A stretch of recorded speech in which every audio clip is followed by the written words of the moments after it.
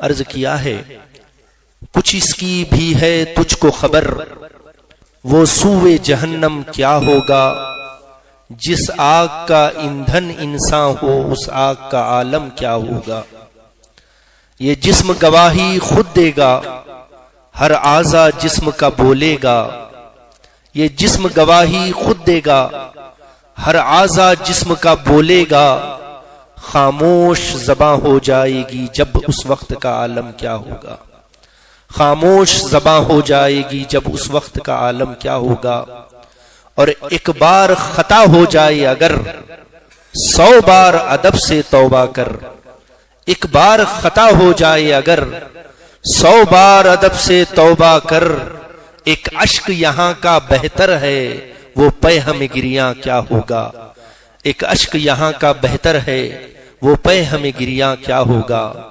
اور یہ حال ہے رنگی دنیا کا، اس دہر میں اپنا کوئی نہیں، یہ حال ہے رنگی دنیا کا، اس دہر میں اپنا کوئی نہیں، اس دہر کا جب یہ عالم ہے تو حشر کا عالم کیا ہوگا، اس دہر کا جب یہ عالم ہے تو حشر کا عالم کیا ہوگا۔ کچھ اس کی بھی ہے تجھ کو خبر، وہ سوئے جہنم کیا ہوگا، جس آگ کا ایندھن انسان ہو اس آگ کا عالم کیا ہوگا۔ ایک بار اور عقیدت و محبت کے ساتھ درود پاک کا نذرانہ پیش کر لیں۔ اللہم صلی علی سیدنا کریمنا نبینا مولانا محمد وعلی آل محمد بعدد کل حسنہ وجمالہ وبارک وسلم، صلاۃ و سلام علیک وعلی آلک وصحبک یا رسول اللہ صلی اللہ تعالی علیہ وسلم۔ حضرات، بڑی ہی مبارک بابرکت فیوز و برکات کی حامل شب ہم اور آپ کے درمیان جلوہ فگن ہے، جسے ہم سب لیلۃ البارات، شب بارات کے نام سے جانتے ہیں۔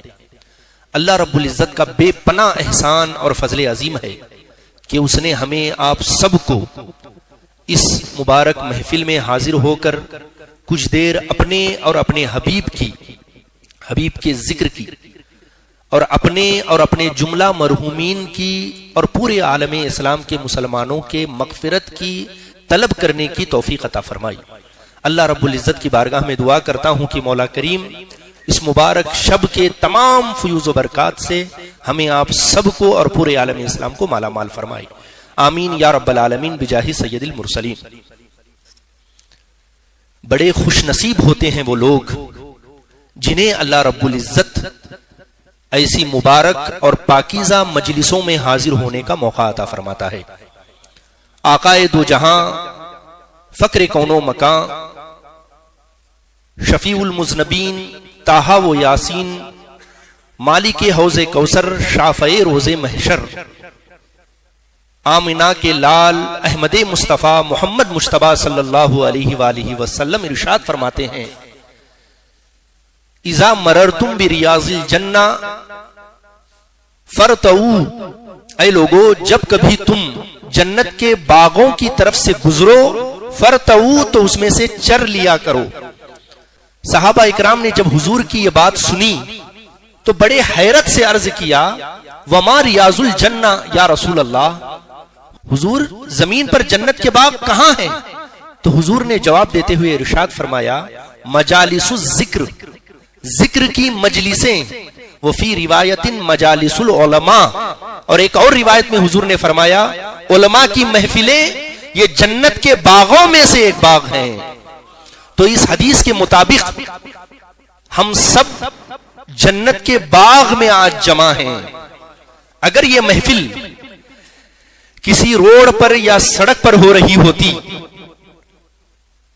کسی میدان میں یا کھیت میں ہو رہی ہوتی، کسی گھر میں یا ہال میں ہو رہی ہوتی تو اسے بھی جنت کا باغ بنا دیتی، مگر یہ محفل اللہ کے گھر مسجد میں ہو رہی ہے جو پہلے ہی سے جنت ہے، تو فضیلت کا کیا عالم ہوگا۔ حضور ارشاد فرماتے ہیں، جب اللہ رب العزت قیامت کے دن اس دنیا کو ختم کرنے کا ارادہ کرے گا، جب اللہ قیامت کے دن دنیا کو ختم کرنا چاہے گا، چونکہ اسی دنیا پر اللہ کی مسجدیں بھی موجود ہیں، تو اللہ رب العزت سب سے پہلے فرشتوں کو زمین پر بھیجے گا اور انہیں حکم دے گا جتنی بھی مسجدیں زمین پر ہیں انہیں اٹھا کر میری جنت میں داخل کر دو، ساری مسجدوں کو اٹھا کر جنت میں داخل کر دو، تو وہ حصہ جس پر آج ہم بیٹھے ہوئے ہیں وہ کل جنت میں شامل ہونے والا ہے۔ اسی لیے شارحین حدیث لکھتے ہیں، حدیث کی شرح کرنے والے بیان کرتے ہیں کہ جس خوش نصیب کا مال مسجد بنانے میں خرچ ہو گیا، جس خوش نصیب کا مال اور دولت مسجد کی تعمیر پہ صرف ہو گئی، تو اس کا یہ اجر کبھی ختم ہونے والا نہیں ہے، کیونکہ مسجد ختم ہونے والی چیز نہیں ہے، بلکہ یہ تو جنت میں شامل ہونے والی چیز ہے۔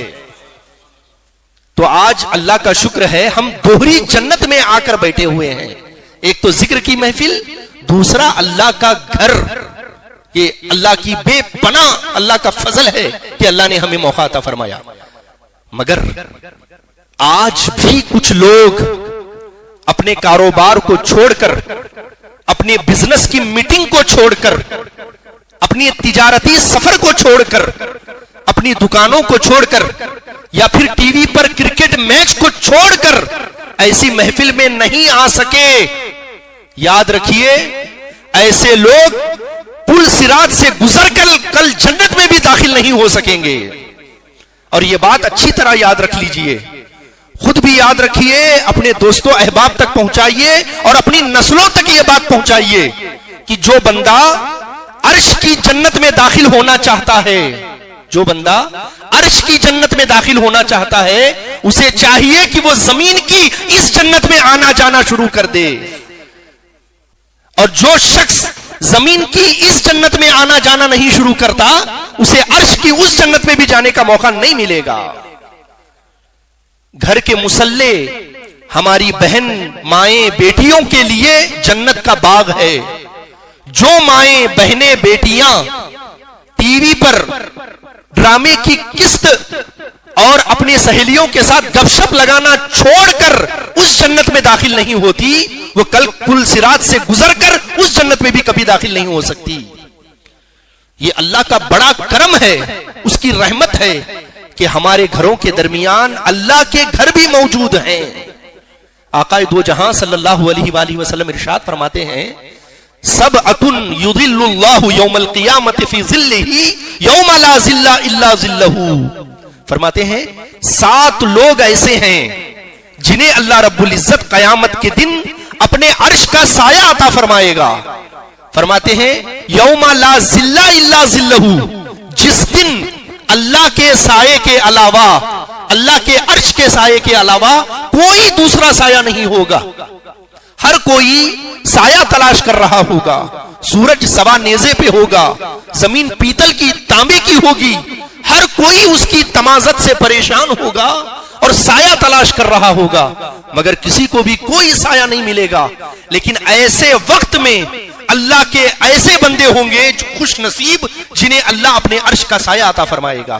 اس میں تیسرا شخص حضور فرماتے ہیں قلبہ معلق فی المساجد، کہ جس کا دل اللہ کے گھر سے جڑ گیا ہوگا، اسے اللہ عرش کا سایہ عطا فرمائے گا۔ حضور فرماتے ہیں اللہ کے بندوں میں سے کچھ بندے ایسے ہیں جو مسجد کی کیلیں ہیں، کیلیں، جس طرح میخ کیل اگر کسی جگہ گھس جاتی ہے تو آسانی سے واپس نہیں نکلتی، اسی طرح اللہ کے کچھ بندے ایسے ہیں جو شدید ضرورت کے علاوہ مسجد چھوڑ کر کبھی کہیں نہیں جاتے۔ حضور ایسے بندوں کے بارے میں فرماتے ہیں جب ایسے بندے جو نماز پڑھنے کے بعد دوسری نماز کا انتظار کرتے رہتے ہیں، بلا وجہ ادھر ادھر پھرتے نہیں رہتے، اللہ کی مسجد کے گرد رہتے ہیں، ایسے بندے جب بیمار ہو جاتے ہیں اور جماعت میں شامل نہیں ہو پاتے ہیں تو خود اللہ کے فرشتے اللہ سے اجازت لے کر ان کے گھروں پر ان کی عیادت کے لیے جاتے ہیں۔ اسی لیے شریعت میں حکم ہے بازار دیر سے جایا کرو اور جلدی واپس آیا کرو، اور مسجد جلدی جایا کرو دیر سے واپس آیا کرو۔ مگر ہمارا حال ہی الٹا ہو گیا ہے، ہم بازار جاتے ہیں آدھے گھنٹے کی نیت سے یا گھنٹے بھر کی نیت سے، لیکن وہاں اتنی چیزیں پسند آتی ہیں، اتنا وہاں دل لگ جاتا ہے، یہ دیکھیں وہ خریدیں، اسے چکیں، اسے دیکھیں، یہ کریں۔ اگر گئے ہوتے ہیں گھنٹے بھر کے لیے تو 4 گھنٹے کر کے واپس آتے ہیں، اور جب اللہ کے گھر میں آنے کی بات ہوتی ہے تو اتنا مشکل ہوتا ہے کہ کب امام صاحب 2 رکعت کی نماز ختم کریں گے اور میں باہر جاؤں گا. مسجد سے جانے والوں کا ہجوم دروازے پر دیکھ کر دل یہ چاہتا ہے کاش یہ ہجوم اندر داخل ہونے کے لیے اگر ہوتا تو کیا ہی اچھا ہوتا. بہترین وقت وہ ہے جو اللہ کے گھر میں بسر ہوتا ہے. حضور ارشاد فرماتے ہیں حدیث پاک میں، حضور فرماتے ہیں المومنو فی المسجد کالسمک فی الماء والمنافق فی المسجد کالطائر فی القفص. حضور فرماتے ہیں ایک بندے مومن اللہ کے گھر مسجد میں اس طرح ہوتا ہے جیسے مچھلی پانی میں ہوتی ہے. یعنی جتنا سکون ایک مچھلی کو پانی میں ملتا ہے اتنا ہی سکون اور اس سے کہیں زیادہ سکون ایک بندے مومن کو اللہ کے گھر مسجد میں ملتا ہے. پھر آگے فرماتے ہیں والمنافق فی المسجد کالطائر فی القفص، اور منافق جس کے دل میں نفاق کا روگ ہے وہ مسجد میں اس طرح ہوتا ہے جیسے پرندہ پنجرے کے اندر ہوتا ہے. پنجرہ کتنا بھی خوبصورت کیوں نہ ہو، بھلے سونے کا کیوں نہ ہو، تب بھی وہ پرندہ اندر پھڑپھڑاتا رہتا ہے، بے چین رہتا ہے کہ کب دروازہ کھلے اور میں نکل جاؤں. وہی حال جس کے دل میں نفاق ہوتا ہے اس کا اللہ کے گھر میں ہوا کرتا ہے. تو اللہ کا بے پناہ فضل ہے کہ ہم اور آپ آج مسجد میں آئے بیٹھے ہیں، اور جنہیں اللہ نے توفیق نہیں دی وہ آج بھی نہ آ سکے تو اپنی نسلوں کو اللہ کے گھروں سے جوڑیں، اور صرف نہ جوڑیں بلکہ اس کا ادب سکھائیں کہ اللہ کا گھر. ایک باپ جب کسی بزرگ کی زیارت کے لیے اپنے بچے کو لے جاتا ہے وہاں زور سے بات کرنے نہیں دیتا، وہاں بھگنے نہیں دیتا، اس کا بڑا احترام سکھا کر لے جاتا ہے. تو اس سے کہیں زیادہ احترام ہمیں اور آپ کو اپنی اولاد کو مسجد کا سکھانے کی ضرورت ہے. اور بالخصوص جو طلباء مدارس میں پڑھتے ہیں ان کے اندر سب سے زیادہ مسجد کا ادب ہونا چاہیے. جو مسجد کے اراکین ہیں ان کے اندر عوام سے زیادہ ادب ہونا چاہیے کہ کون سی بات مسجد میں کرنی ہے، کون سی نہیں کرنی، کس طرح بیٹھنا ہے، کس طرح نہیں بیٹھنا. یہ سب ہمیں خود بھی عمل کرنے کی ضرورت ہے، اپنی آنے والی نسلوں کو بھی سکھانے کی ضرورت ہے. خطبہ مسنونہ کے بعد کتاب شفا قرآن مجید سے سورہ حجرات کی آیت نمبر 14 کی ایک جز کی تلاوت کرنے کا شرف حاصل کیا ہے. یہ آئینہ، یہ آیت پاک ہم سب کو آئینہ دکھا رہی ہے. مجھے تو میرا چہرہ اس میں نظر آ رہا ہے، ذرا آپ بھی دیکھیں آپ کو خود اپنا چہرہ اس میں نظر آ رہا ہے کہ نہیں. اللہ فرماتا ہے قالت الاعراب آمنا قل لم تؤمنوا ولكن قولوا اسلمنا. اے حبیب کچھ لوگ آپ کے پاس آتے ہیں، اور دعویٰ کرتے ہیں آمنا ہم ایمان لائے. اے حبیب کچھ لوگ آپ کے پاس آتے ہیں اور آ کر کیا کہتے ہیں آمنا ہم ایمان لائے. اللہ فرماتا ہے قل آپ فرما دیجئے لم تؤمنوا ولكن قولوا اسلمنا. اے حبیب آپ فرما دیجئے اے لوگوں تم ایمان نہیں لائے، بس یہ کہو کہ ہم اسلام لے آئے، یعنی ہم نے سرنڈر کر دیا. یہ مت بولو کہ ہم ایمان لائے. کیوں؟ وَلَمَّا يَدْخُلِ الْإِيمَانُ فِي قُلُوبِكُمْ، کیونکہ ایمان تمہارے دلوں میں داخل نہیں ہوا ہے. یہ آیت ہمیں اپنا چہرہ دکھاتی ہے. ہم سب دعویٰ کرتے ہیں ہم ایمان لائے، ہم سے بڑا کوئی عاشق رسول نہیں ہے، ہم سے بڑا کوئی مومن نہیں ہے. لیکن ذرا کبھی جھانک کر اپنے دل میں غور کر کے دیکھیں کیا وہ ایمان ہمارے دلوں میں داخل ہو گیا ہے؟ ہمارا حال تو یہ ہے، ہم میں سے اکثر لوگوں کی میجورٹی، چاہے وہ عالم ہو چاہے جاہل ہو، چاہے وہ عزت دار ہو چاہے ذلیل ہو، چاہے وہ بڑا ہو چاہے چھوٹا ہو، چاہے وہ بڑے خاندان سے تعلق رکھتا ہو یا کسی کمزور خاندان سے تعلق رکھتا ہو، حال ہمارا یہ ہے ہم مسلمانوں کے گھر میں پیدا ہو گئے ہیں، مسلمانوں کے خاندان میں ہم نے جنم لے لیا ہے، اماں ابا نے مسلمانوں والا بڑا اچھا سا نام رکھ دیا ہے، ہم مسلمانوں والی عیدیں سیلیبریٹ کرتے ہیں، عیدیں تہوار مناتے ہیں. جمعہ آتا ہے تو اچھے سے نہا دھو کے اجلے کپڑے پہن کر 2 رکعت نماز پڑھ کر چلے جاتے ہیں، اور جب مر جائیں گے تو ہمیں مسلمانوں کے قبرستان میں دفن کر دیا جائے گا. بس اتنا دیکھ کر ہم اپنے آپ کو مسلمان سمجھتے ہیں. کسی نے کیا خوب کہا، دل مسلمان میرا نہ تیرا، تو بھی نمازی میں بھی نمازی. اور علامہ اقبال نے کہا زبان نے کہہ بھی دیا لا الہ تو کیا حاصل، زبان نے کہہ بھی دیا لا الہ تو کیا حاصل، دل و نگاہ مسلمان نہیں تو کچھ بھی نہیں. ذرا غور کر کے دیکھیں ہم اپنے آپ کو مسلمان کہہ رہے ہیں، ہمارے جسم میں کون سا ایسا عضو ہے، ہماری باڈی کا کون سا ایسا پارٹ ہے جو مسلمان ہے؟ کیا یہ آنکھیں مسلمان ہیں؟ کیا یہ ہاتھ مسلمان ہے؟ کیا یہ پیر مسلمان ہے؟ کیا یہ زبان مسلمان ہے؟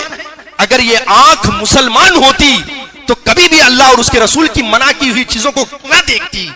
اگر یہ ہاتھ مسلمان ہوتا تو کبھی کسی کمزور پر ظلم و ستم نہ کرتا.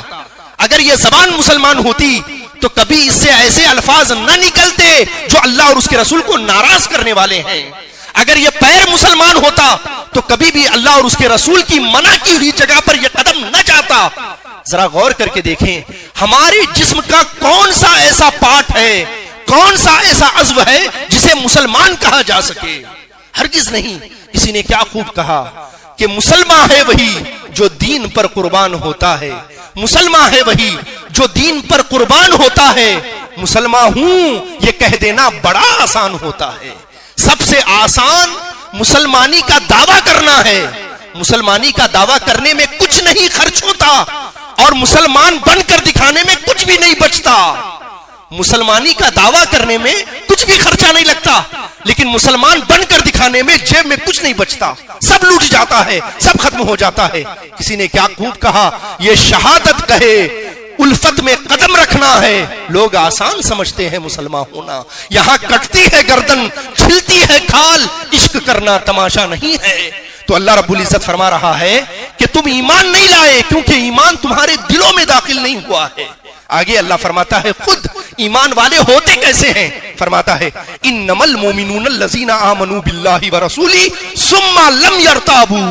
اللہ فرماتا ہے ایمان والے تو فقط وہ لوگ ہیں جو مان لیتے ہیں اللہ اور اس کے رسول کو, ثم لم یرتابوا, اور ذرا برابر بھی اس میں شک نہیں کرتے. یہ ایمان والوں کی پہلی علامت ہوتی ہے.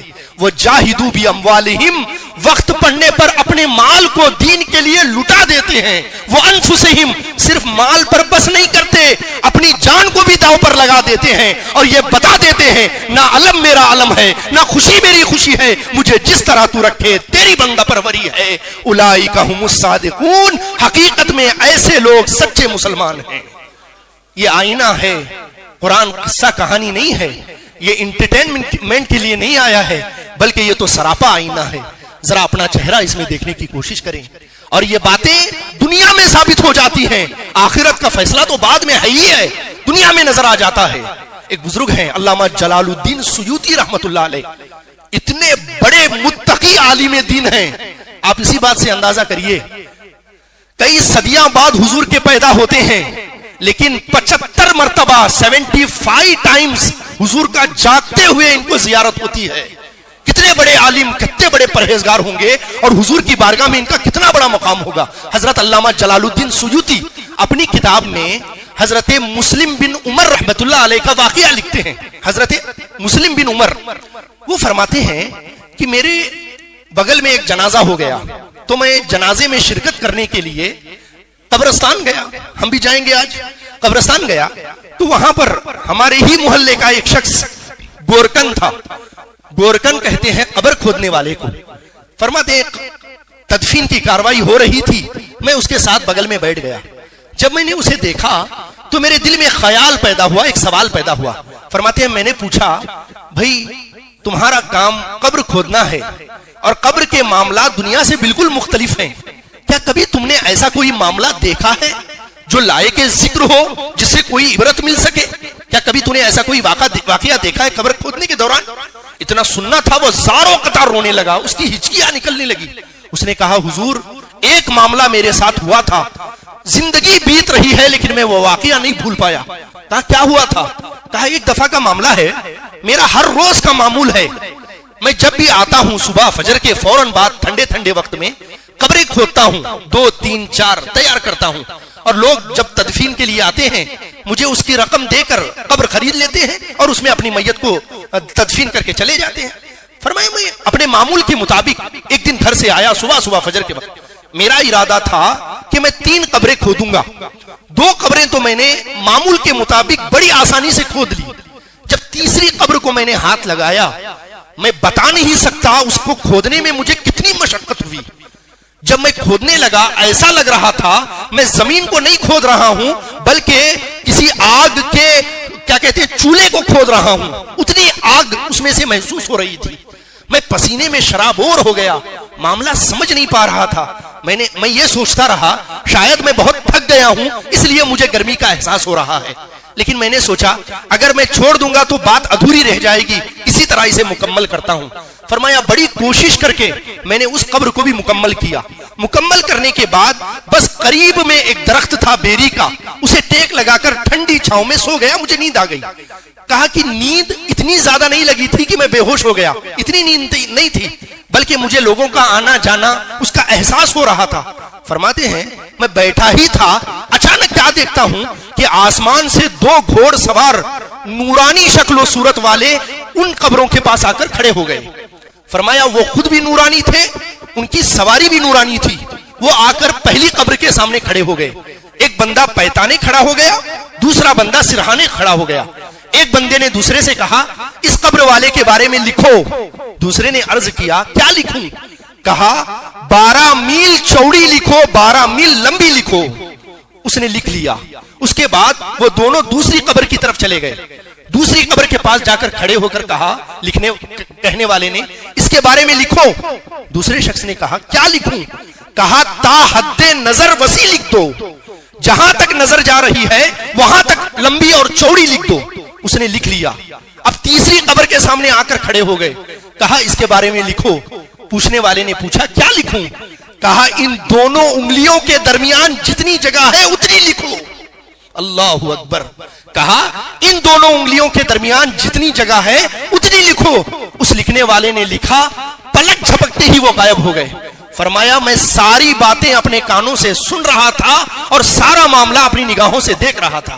کہا میری تھکن بھی دور ہو گئی، میری بھوک اور میری نیند بھی دور ہو گئی. اب میں انتظار کرنے لگا دیکھتے ہیں کہ اس قبر میں کون آتا ہے. کہا تھوڑی دیر گزری، صرف 6-7 لوگ ایک میت کو لے کر وہاں پر آ گئے. 6-7-10 لوگ تھے. میں ان کے قریب پہنچا. انہوں نے مجھ سے پوچھا کون سی قبر ہے؟ میں نے کہا یہ تینوں ہیں جو چاہو. تو وہ سیدھے پہلی قبر کی طرف چلے گئے جس کے بارے میں لکھا گیا تھا کہ 12 میل چوڑی لکھ دو، 12 میل لمبی لکھ دو. اس قبر کے سامنے جا کر کھڑے ہو گئے. فرمایا میں نے پوچھا، اس قبر کھودنے والے نے پوچھا کہ یہ بندہ کون ہے جسے تم دفنانے کے لیے لائے ہو؟ کہا یہ ہمارے محلے کا ایک غریب شخص ہے، بڑا غریب ہے، جب ملتا ہے تو کھا لیتا ہے. غریب تو بہت ہے، بے غیرت نہیں ہے. حلال ملتا ہے تو کھاتا ہے، حرام کی طرف نظر بھی اٹھا کر نہیں دیکھتا.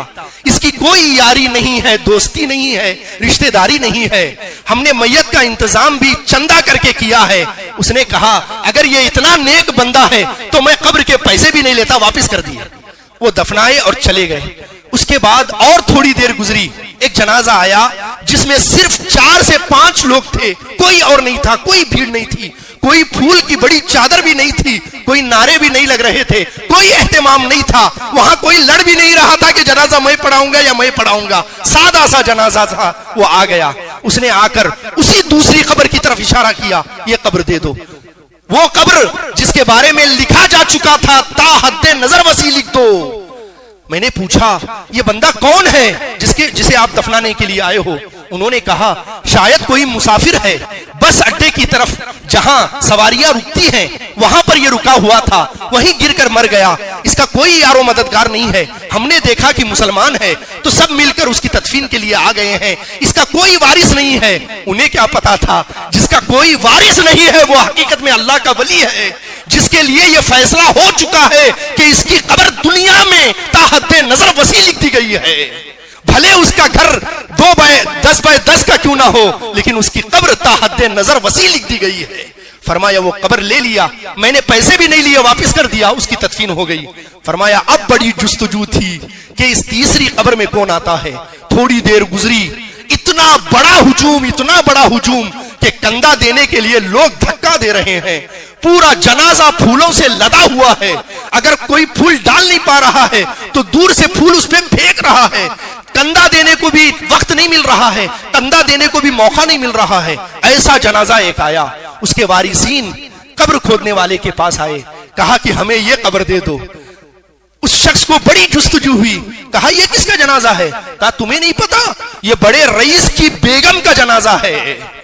اتنا اس کی تعریف میں لفظ کہہ رہے تھے. اسی کے پاس میں ایک غریب شخص تھا. اس نے کہا کہ بڑی امیر تو تھی لیکن بڑی بے غیرت تھی، اسے اللہ رسول کی ذری بھی حیا نہیں تھی، اسے پردے کا ذرا بھی احترام نہیں تھا، اسے ذرا بھی شریعت کا خیال نہیں تھا، ساری زندگی اس نے اللہ رسول کو ناراض کرتے ہوئے گزاری ہے۔ وہ شخص کہتے ہیں کہ میں وہی زمین پہ بیٹھ گیا اور اپنے سر کو پکڑ لیا، فرمایا کہ یہاں ذات برادری نہیں دیکھی جاتی، یہاں عہدے اور منصب نہیں دیکھا جاتا، یہاں خاندان اور گھرانہ نہیں دیکھا جاتا، یہاں تو صرف مصطفیٰ جان رحمت کی غلامی دیکھی جاتی ہے، اللہ کی بندگی دیکھی جاتی ہے۔ جو جتنا بڑا بندہ ہوتا ہے بھلے اس کے پاس دنیا میں کچھ نہیں ہوتا، اس کی قبر جنت کے باغوں میں سے ایک باغ بنا دی جاتی ہے، اور جس کے پاس بھلے سب کچھ ہوتا ہے لیکن وہ اللہ رسول کا غدار ہوتا ہے تو اس کی قبر جہنم کے گڈھوں میں سے گڈھا بنا دی جاتی ہے۔ یہ ہمارے لیے عبرت ہے۔ وہ عورت جو 7 مخمل کے گدوں پہ سوتی تھی، جس کے پیر بھی ڈائریکٹ زمین پہ نہیں پڑتے تھے بلکہ وہ بڑے نرم دائے جوتے پہن کر اپنے قدم زمین پہ رکھتی تھی، ذرا سوچئے جب وہ قبر میں گئی ہوگی اور اس کی قبر اتنی ہوئی ہوگی تو اس کی پھسلیوں کا کیا ہوا ہوگا، اس کے آرام کا کیا ہوا ہوگا۔ جو ہر وقت بڑے ایئر کنڈیشن بنگلے میں سویا کرتی تھی، قبر کی کالی کوٹھی میں اس کا کیا حال ہوا ہوگا۔ اسی لیے کہا کچھ اس کی بھی ہے تجھ کو خبر، وہ سوئے جہنم کیا ہوگا، جس آگ کا ایندھن انسان ہو اس آگ کا عالم کیا ہوگا۔ یہ جسم گواہی خود دے گا، ارے کوئی دوسرا گواہی دینے والا ہو تو پیسے دے کر ہم اسے خرید سکتے ہیں، اپنی دادا گیری دکھا کر اس کا منہ دبا سکتے ہیں، لیکن جب یہ ہاتھ ہمارے خلاف گواہی دے گا، جب یہ آنکھیں ہمارے خلاف گواہی دیں گی، جب یہ پیر ہمارے خلاف گواہی دے گا، اس وقت ہمیں بچانے والا کون ہوگا۔ اور ذرا غور کر کے دیکھیے، جب ہم گناہ کر رہے تھے کوئی ہمیں دیکھنے والا نہیں تھا، لیکن یہ ہاتھ اس وقت بھی گناہ کرتے وقت ہمارے ساتھ موجود تھا کہ نہیں موجود تھا۔ یہ پیر جب کوئی گناہ کرتے ہمیں نہیں دیکھ رہا تھا، لیکن یہ پیر دیکھ رہا تھا کہ نہیں دیکھ رہا تھا، تو اس کی گواہی کو بھلا کیسے جھٹلایا جا سکتا ہے۔ اس لیے اللہ رب العزت ایسی مبارک راتیں ہمیں صرف مردوں کو بخشوانے کے لیے نہیں دیتا بلکہ ہمیں اپنی بخشش کا انتظام کرنے کے لیے دیتا ہے کہ اے لوگوں، ہر رات تم نہیں جاگ سکتے لیکن کبھی کبھی لیلۃ القدر، لیلۃ البرات، لیلۃ المعراج تمہارے درمیان آتی ہے، اس میں